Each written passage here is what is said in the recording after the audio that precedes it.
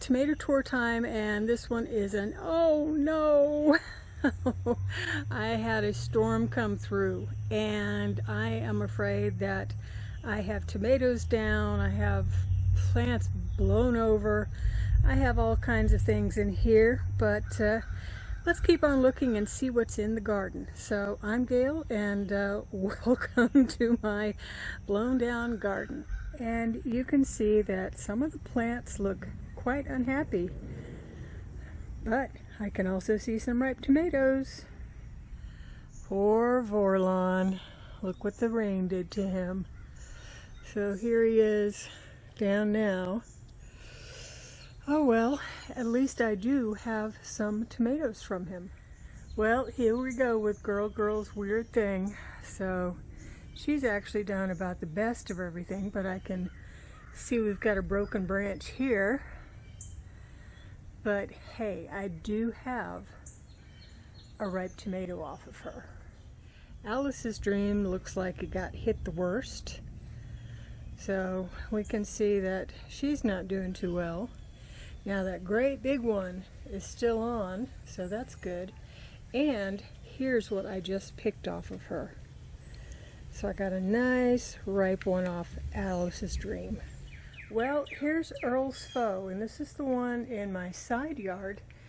And boy, does that pink tomato look really pretty, but there's only one problem. I can't get there from here. I'm gonna have to find another way around to get this tomato off the plant. So here's the first Earl's Foe from this plant. I would call this probably a good, 8 ounces or so. I've still got another couple of them on the plant. We can see them. I think I'm going to give them maybe another day, but never fear, there is another Earl's Foe where I can get more. So here's the other Earl's Foe plant that I have in my side yard. So I can see at least a couple on this side, and I think I have one ripening also on this side, and lots more green ones, and surprisingly I have some new ones developing. Let's see. And that surprises me because we've had some really hot temperatures here, but I can even see some more up here.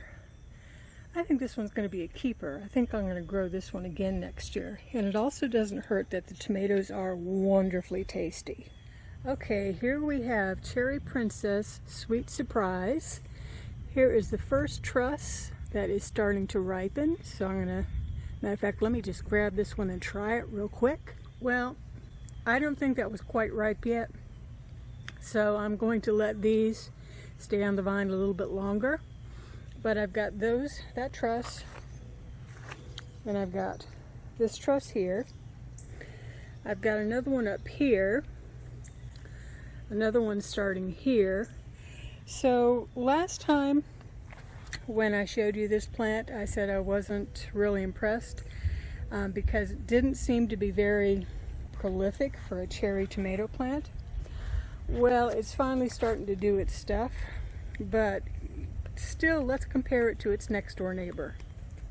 Again, this is Cherry Princess Sweet Surprise. Now this one is Rosy Falls, and my goodness does it have tomatoes. The sizes of them are pretty good sized. So we've got multiple trusses, and we've got more over here, more up here. It's just starting to do a little better lately, and it's getting more up here. Now this one has grown slowly, and I suspect it's because it's got so many tomatoes on it. But Rosy Falls, like I said, I don't know if this is truly Rosy Falls or not, since that's supposed to be a basket tomato variety, but we'll see. Now here's my Brandywine back in the backyard, and it seems to be doing okay. So this is Brandywine Red Potato Leaf, and let's see. I do have some blossoms starting to come out, but I'm not sure I have any tomatoes forming yet. Let's see. No, doesn't look like any tomatoes yet. But I planted this one late, and it still has plenty of time. Now I would call this one oh, it's not even quite shoulder height on me. So let's call this one about 3.5 feet tall, you know, considering that, you know, it's about 6 to 8 inches off the ground because it's in a container. So maybe 3.5 feet tall or so, and it's got a ways more to go before it reaches the top of its 6-foot pole. But this is my Brandywine red potato leaf and the one in the backyard. Now this plant, again, we're still in the backyard. This is Aussie. And I want to show you something. Take a, if I can get a better shot of it, take a look at that tomato. That is big. I can't really get my hand in there well and still let you shoot it or see it from this angle. But let me go on from the other side and see what I can see. Okay, here we go. This is a good sized tomato and it's nowhere near fully grown. Okay, so that's, you know, that's a good thing for this tomato plant. But let me show you something else. I have more tomatoes forming. So right over here, I've got a bunch more. And these have set fruit in some of the really hot weather that we've been having. So Aussie is still going for the sky. This is one of the 6-foot poles, and he is not too far away from the top of it. And the 6-foot pole is falling over, probably from the storm, but looks like I need to put another 6-foot pole in for Aussie. Now this is Tennessee yellow cherry, and it's got, you know, tomatoes all the way up to the top. And it's kind of hard to tell, but if you see it from another angle, yeah, the plant has reached the top of the roof, top of the eaves. It's got tomatoes all the way around. And these, they're best when they're really ripened to gold. And let's see if we can get closer. Like this, I still wouldn't consider totally ripe yet. Let's see about this one. Nope. That one might be. Just about. But they are the best when they're fully ripe. If they are not fully ripe, they're not so great. But they have the old-timey tomato taste, so it's not real sweet. It's not quite tart, but it does have a lot of flavor. But again, Tennessee yellow cherry is best when they are fully ripe. Now here's my Alice's Dream that's in the backyard. I do have a ripe tomato here that looks like it's split, so I may give this to the birds. I have another I can see on the other side. I'm going to try to get to it. I've got one that's just about ready to pick up here. I've got another one up here, another on the other side, and it looks like it's about come to the end of its life. You know, I've got to really check. I thought that this was a magnesium deficiency, and it still might be, but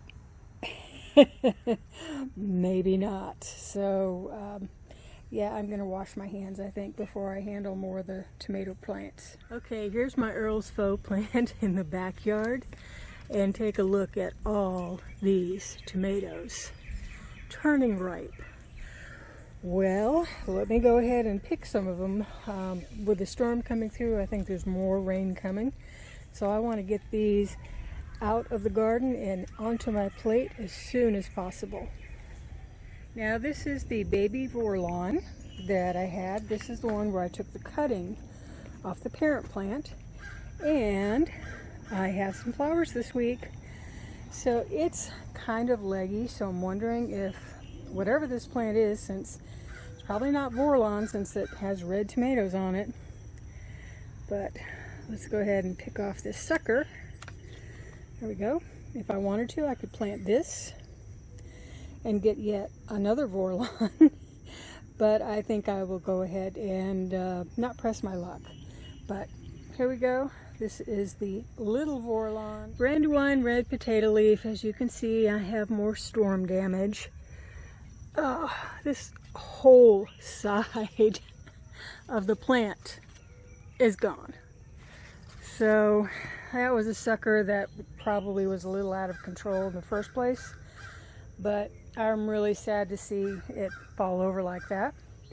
Well, I still do have the plant on this side, so I probably should have gone ahead and taken this side and strapped it up like I did this one. So you can see I've gone ahead and tied it in. But, oh well, what can I say?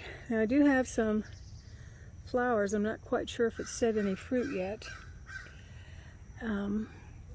Let's see, there's stuff down here. No, nothing's set on the fruit. I'm not surprised because brandywines tend to not like to set fruit in the heat. But we'll see what goes on with this plant, although I have to take off that whole branch that fell off. Okay, here we go with my other Tennessee yellow cherry, and as you can tell, this one is also flopped over. I'm not sure what we had happen in the side yard, that all these tomatoes look like they were hit really bad. Usually my side yard, it's relatively protected, but something must have come through here. Now it has reached the top of its pole, which is probably about, maybe 5.5, 6 feet above soil level. So it's still doing okay, and I do have to go ahead and tie it up some more, but there we go with my second plant of the Tennessee yellow cherry. Now here's my sad sack blue beauty that I've had all this time. I did just take 2 of the tomatoes off of it that have started getting ripe, and I do see that there are more tomatoes on it. I've even got one lone one that's kind of straggling out there. It's not doing as well as, this is the one that had all the problems from the very beginning. It's not doing too badly, but it's definitely not doing as well as this one.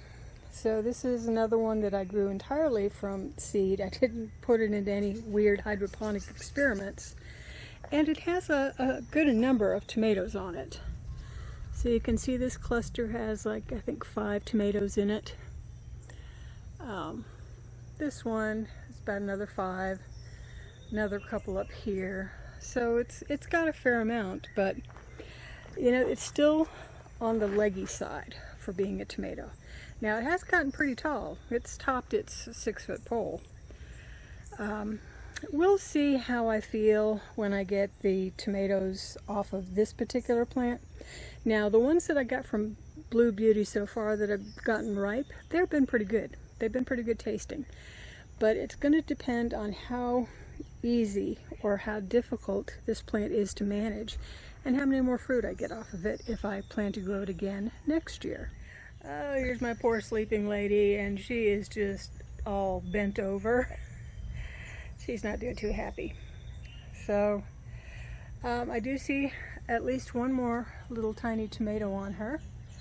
I don't think I'm going to get much out of her this year because she's a determinate tomato and I really don't see much in the way of fruit on her, but hey, you don't know until you try, right? Sleeping lady. Here we go with Dwarf Wild Fred. Well, he's gotten to be pretty good size. Now, this particular pole is 5 foot. So, and remember that it's sitting in about a foot of soil in the container.